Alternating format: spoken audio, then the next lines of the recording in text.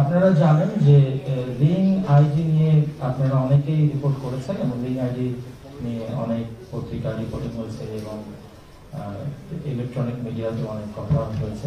Link ID নিয়ে আমরা বেশ কিছুদিন ধরে এটির পিছনে আমরা ছিলাম। আমরা দেখছিলাম যে কিভাবে এই ঘটনাটি ঘটে এবং কিভাবে ইনভেস্টমেন্ট হয়।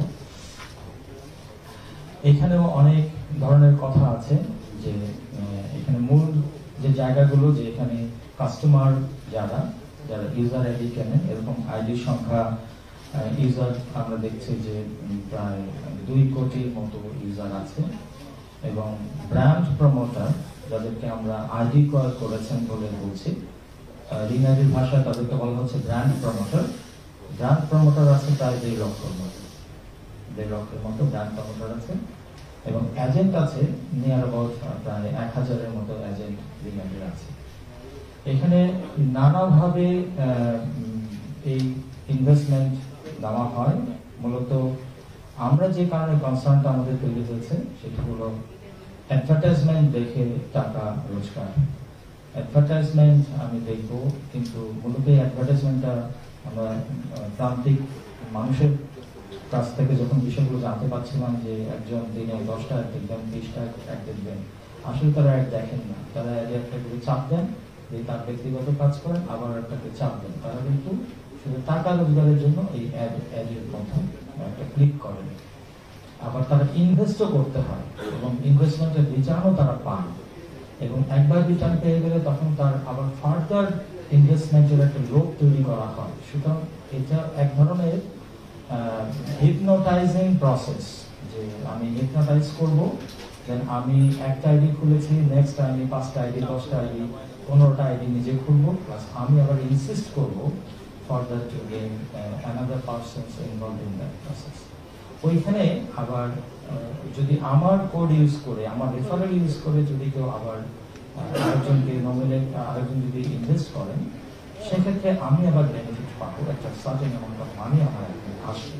তাহলে এখানে আমরা যখন কথা বলছি তাদের সাথে মনে হচ্ছে একজন ডিরেক্টরকে গ্রেপ্তার করেছে ইতিপূর্বে। তো এখন আমরা একজন খুব প্রমিনেন্ট এজেন্টকে গ্রেপ্তার করেছি, তার নামটা আপনাদের এখানে আছে দেওয়া। তো এখানে তারা যে কাজটি করেন, তো এই একজন আরেকজনের সাথে লিঙ্ক তৈরি করে, যেটা kind of multi level marketing এর মতো এবং মাল্টি লেভেল মার্কেটিং ইনফ্যাক্ট। তো এটি বাংলাদেশে করা যায় না, নিষিদ্ধ। তারপরে তারা এই কাজটি করেছেন। তারা বলছেন যে সিঙ্গেল লেভেল মার্কেটিং, তারা মাল্টি লেভেল করতে চান না। কিন্তু যখন চেইন তৈরি করা হয়, it makes a multiple involvement. এবং মাল্টি লেভেল মার্কেটিং এর ক্ষেত্রে একজন যিনি ইনভেস্ট করলেন, উনি 5 জন, 7 জন, 10 জনের কাছ থেকেও, লাস্ট ইনভেস্টরের কাছ থেকেও অর্থ পান। ওনাদের বক্তব্য হচ্ছে যে লাস্ট ইনভেস্টরের কাছ থেকে অর্থ আসে না প্রিন্সিপালের কাছে, কিন্তু এই অর্থটা আবার মালিকের কাছে যায়, কোম্পানির কাছে যায়। সুতরাং এটা আর এক ধরনের নতুন ডাইমেনশন আর কি, যে টাকা ডাইভার্ট করে নিজেদের কোম্পানিতে নিয়ে নেওয়ার একটা নতুন ডাইমেনশন আমরা তাদের বক্তব্য থেকে দেখতে পাচ্ছি আর কি। তো যাই হোক, তাদের বিভিন্ন ধরনের প্যাকেজ আছে। তো এই প্যাকেজে তারা অ্যাডভার্টাইজমেন্ট দেখানোর জন্য গোল্ড প্যাকেজ আছে, যেখানে প্রতিদিন 500 টাকা ইনকাম হয়, মাসে 15,000 টাকা। সিলভার প্যাকেজ 12,000 টাকা, মাসে 7,500 টাকা ইনকাম হয়। আবার প্রবাসী প্যাকেজ আছে। প্রবাসী প্যাকেজে প্রবাসী প্লাটিনামে 50,000 এবং প্রবাসী গোল্ডে 25,000 টাকা ইনভেস্ট করা যায়। ইন্টারেস্টিং হচ্ছে যে এইখানকার ইনভেস্টমেন্ট ক্রাইটেরিয়া যেটা, এটা আমরা আমাদের কাছে মনে হয়েছে এটা অসম্ভব রকমের একটি এখানে ত্রুটিপূর্ণ দিক আছে, যেটা আমাদের এক্সপ্লোর করা খুব জরুরি। এই লক্ষ্যে আমাদের মানি লন্ডারিং ইস্যুতেও কাজ চলছে। বিষয়টা এরকম যে বাংলাদেশে যারা ইনভেস্ট করছেন, টাকা যারা ইনভেস্ট করছেন, এই মানিটা বাংলাদেশে সার্কুলেট হচ্ছে এবং বাংলাদেশে অ্যাড দেখে দেখে এই টাকাটা দিয়ে দেওয়া হচ্ছে। বাট প্রশ্ন হচ্ছে যে এই অ্যাডগুলো যারা দেখছে, এই অ্যাডগুলো কোনোটাই বাংলাদেশি অ্যাড নয়। এগুলো হচ্ছে most of the cases gaming app, অথবা ফরেন কোনো অ্যাপ তারা দেখছে, বিদেশি অ্যাপ দেখছে, যেটা ভিপিএন এর মাধ্যমে দেখতে হচ্ছে। তো এই অ্যাপগুলো যখন তারা দেখছে, এই অ্যাপের যে একটা সার্টেন ডলার, কোনোটাতে ধরেন যে 1 সেন্ট থেকে 30 সেন্ট পর্যন্ত ইয়ে আছে। এই টাকাটা যখন আমরা বলেছি যে এই টাকাটা তো কোনো না কোনো অ্যাকাউন্টে যাচ্ছে, তাহলে এই অ্যাকাউন্টের টাকা তো বাংলাদেশে আসছে না, তাহলে এই অ্যাকাউন্টটা কোথায়? এই অ্যাকাউন্টটা এই যে বিদেশি অ্যাপগুলো আমাদের দেশের লোকজন দেখছে, কিন্তু এই অ্যাকাউন্ট, এই টাকাটা বাংলাদেশে তো ইন করছে না, এই টাকাটা কোথায়? কিছুই কোনো সদুত্তর আমরা কিন্তু পাইনি। তাহলে বিষয়টা দাঁড়ালো যে বিদেশি অ্যাড আমি দেখছি, বাংলাদেশি টাকায়, বাংলাদেশে আমি যারা ইনভেস্টর হচ্ছে তাদের টাকায় তাদেরকে সার্কুলেট করাচ্ছি, কিন্তু আমি বিদেশি অ্যাড দেখছি, কিন্তু এই মানিটা বাংলাদেশে ইন হচ্ছে না। তাহলে এখানে একটা গ্যাপ আমাদের কাছে মনে হয়েছে আছে, যে কারণে আমরা খুব সিরিয়াসলি মানি লন্ডারিং এর ইনকোয়ারিটা আমরা শুরু করেছি একই সাথে, এবং রিং আইডির সমস্ত অ্যাকাউন্টগুলোকে আমরা হোল্ড করেছি, ফ্রিজ করেছি, এবং এখন তাদের পেমেন্ট গেটওয়ের কার্যক্রম আমরা বন্ধ করে দিয়েছি, এবং এটা আন্ডার প্রসেস। যদি আমরা বলি যে এজেন্টদের কথা, এখানে ব্যক্তি যারা আছে তারা তো ক্ষতিগ্রস্ত হয়েছে না, এজেন্টদের কথাও যদি বলি, এজেন্টদের ক্ষেত্রেও তারা একটা প্রতিযোগিতামূলক এনভায়রনমেন্ট ক্রিয়েট করেছে। অর্থাৎ একজন এজেন্ট আগে 1 লক্ষ টাকা দিয়ে ইনভেস্ট করে এজেন্ট হতেন, এখন দেখা যাচ্ছে এজেন্ট হতে গেলে 5 লক্ষ টাকা লাগে। তারপরে এই মানিটা উনি আবার যখন ইনভেস্টমেন্ট রিটার্ন নেবেন, উনি আবার রিটার্ন নিতে পারেন না, কেননা তাকে আবার হিপনোটাইজিং কিছু প্রসেস করা হয়। সেটা বলা হয় যে আপনার অ্যাকাউন্টে যদি আপনি বেশি টাকা রাখেন, ইন দ্যাট কেস আপনি যদি টপ লিস্টে আসেন, তাহলে পরে আপনার একটা রিওয়ার্ড আছে, এবং আপনি আরো যত বেশি ক্লায়েন্ট কালেক্ট করতে পারবেন সেটা আপনি বোনাস পাবেন। সুতরাং অনেক এজেন্ট টপ লিস্টে যাওয়ার জন্য তার টাকাটা তুলে নেন, ওই টাকাটাও সার্কুলেট করতে থাকে। এটা আর একটা তাদের প্রসেস। এবং কাস্টমারদের ক্ষেত্রে যেটা হয়েছে, যে কাস্টমারদেরকে ব্যারিয়ার ক্রিয়েট করা হয়, যে আগে ধরেন ইনভেস্টমেন্ট করলে 10 দিন পরে টাকা পাওয়া যেত, নিজেরাই নিজের ব্যালেন্সটা নিয়ে নিতে পারতেন, কিন্তু পরে এটা 15 দিন, তারপরে 1 মাস, এভাবে ডিলে করা হয়, এবং পরবর্তীতে এজেন্টের মাধ্যমে টাকাটাকে নিতে তাদেরকে এনকারেজ করা হয়। এজেন্টদের কাছে যখন কাস্টমাররা যান বা ক্লায়েন্টরা যান, তখন এজেন্টরা বলে যে আপনি তো আমার কাছ থেকে আইডি খোলেন, আপনাকে আমি টাকা দেবো কেন?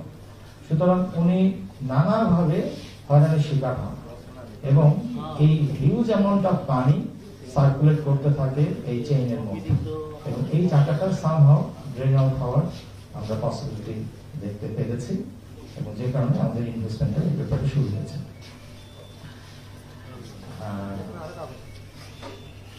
আর হলো যে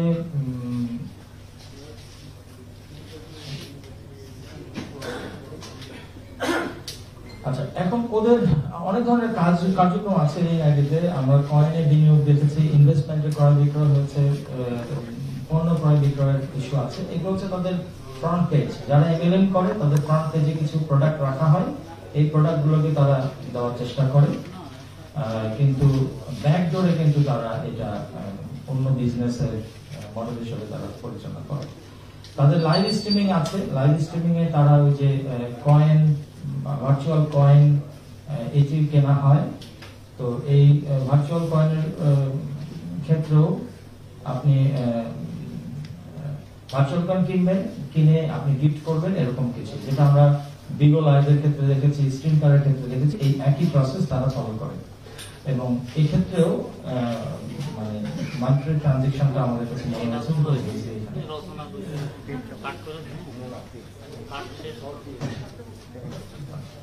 আর টাকার অঙ্ক যদি আপনারা বলেন যে কিরকম, আমরা আপনাদেরকে একটা সামান্য ধারণা দিতে পারবো, কেননা এটা আমাদের কাছে ব্যাংকের কাছে আমরা লিখেছি, বাংলাদেশ ব্যাংকে আমরা লিখেছি, তথ্যগুলো পেলে আমরা কম্পানিগুলো বুঝতে পারবো। তবে একটা ছোটখাটো ধারণা আপনাদেরকে দেওয়ার জন্য বলতে পারি যে এভারেজে আমাদের কাছে মনে হয়েছে না, আমরা দেখেছি যেটা প্রায় 100 কোটি টাকার মতো প্রতি মাসে ইনজেক্ট হয়েছে, ভিতরে গেছে টাকা, এবং নট ট্রানজিশন হয়েছে, ইনজেক্ট হয়েছে, এবং সেপ্টেম্বর মাসে মনে হয় আমরা যেটা প্রেডিক্ট করছি, সেপ্টেম্বর মাসে হাইয়েস্ট অ্যামাউন্ট ছিল, এটা মোর দেন 200 crore এক মাসে ইনজেক্ট হয়েছে, মানি ইনজেক্ট হয়েছে। এটি বলাই খুবই ডিফিকাল্ট হবে, কারণ এটা 2020-এ শুরু হলো, তো শুরুর দিকে হয়তো কম ছিল, বাট এবারে যে 2020-এ যখন শুরু হলো তারপর থেকে ধরেন 25, 30, 35 কোটি করে বাড়তে বাড়তে হয়ে গেছে। তো সব মিলে বলাটা একটু ডিফিকাল্ট হবে। আমি বাংলাদেশ ব্যাংকের সাথে আমার স্টেটমেন্টগুলো পেলে তারপর আমরা বলতে পারবো। হ্যাঁ,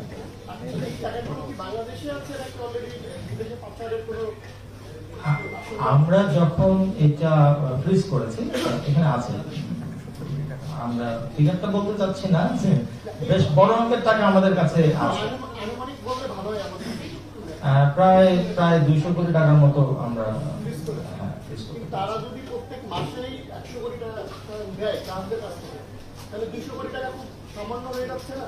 আচ্ছা, এটা হলো কি যে এটা এখানে কিছু কাহিনী আছে। এখানে ধরেন যে আমরা যখন টাকাটা তো সার্কুলেট করেছে, বিভিন্নভাবে ইনভেস্টরকে দিয়েছে এবং এখান থেকে বাইপাস হয়েছে। বাইপাস যেটুকু হয়েছে সেই অংশগুলো ইনভেস্টিগেশনের ব্যাপার। এই বাইপাসের অংশগুলো ইনভেস্টিগেশন আমরা করছি, যে কোন টাকাটা কোন দিকে গেছে, এইটার মানে লেয়ারিংটা কিভাবে হলো, হ্যাঁ, এবং ইন্টিগ্রেশনের পর্যায়টা কিভাবে আসছে। না, মূল মালিকের আইডি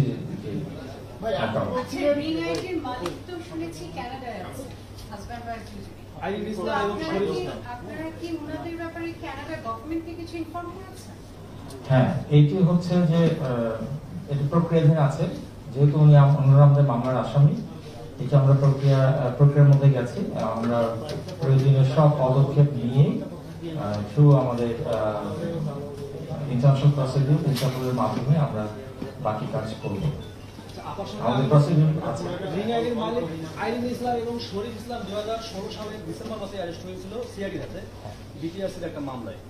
তারা ভীষণ টেল নামে একটা আইডব্লিউ প্রতিষ্ঠান নামে প্রতারণা করতে 200 কোটি টাকার উপরে। এরপরে একই প্রতিষ্ঠান বাংলাদেশে দ্বিতীয়বার মতো এই প্রতারণা কিভাবে করলো আইন শৃঙ্খলা বাহিনীর? মানে গোয়েন্দা নজরদারি কি পর্যাপ্ত ছিল না বা নেই?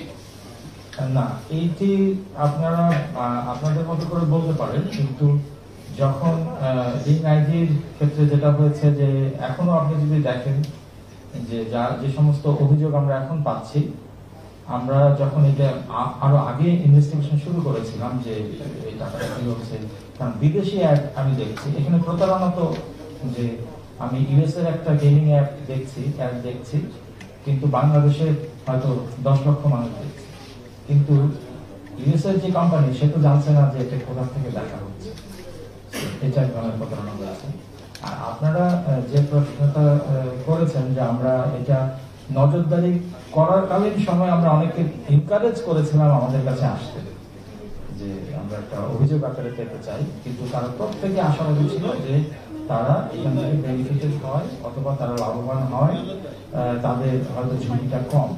কিন্তু এদের বিজনেস স্টাইলটা যেটা, তারা একটা বড় রকমের সাবস্ক্রাইবার ক্রিয়েট করে, যেহেতু এটা বড় রকমের সাবস্ক্রাইবার যদি ক্রিয়েট করা যায়, তাহলে তারপর এই বিজনেসটাকে তারা সরে আরেক ধরনের বিজনেসে চলে যাবে, এবং এই সাবস্ক্রিপশনের মানিটা তারা কতটুকু আউটফ্লো করবে ফেরত দিবে, এই জায়গাগুলো সাসপিশাস মনে হয়েছে, যে কারণে আমরা এটাকে ধরেছি। তো সবগুলো তো চট করে তো সামনে আসে না, এগুলো পর্যায়ক্রমিক অপরাধটা তৈরি হয় পর্যায়ক্রমিক ভাবে।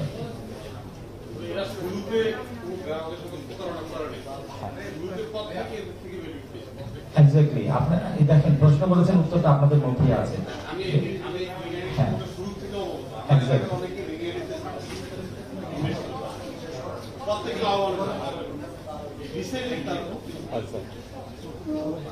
তো আমার মনে হয় আপনারা অনেক আর মনে প্রশ্ন নাই, উত্তর